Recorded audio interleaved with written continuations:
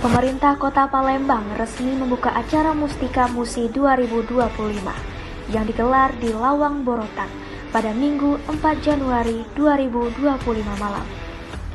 Mustika Musi ini merupakan persembahan Pemkot bersama OPD Kota Palembang untuk memberikan lebih banyak pilihan hiburan yang berkualitas bagi masyarakat.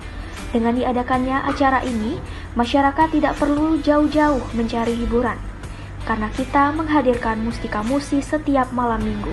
Terangnya, kenapa tidak kita semarakkan dengan acara yang menghadirkan seni dan budaya kita? Sungai Musi adalah jantung kota, dan acara ini bertujuan agar masyarakat bisa lebih bangga dengan kota kita, kata CK. Melalui seni budaya dan atraksi yang kita tampilkan, kita berharap bisa memperkenalkan Palembang ke dunia luar. Ini adalah cara kita membangun kebanggaan sebagai warga Kota Palembang.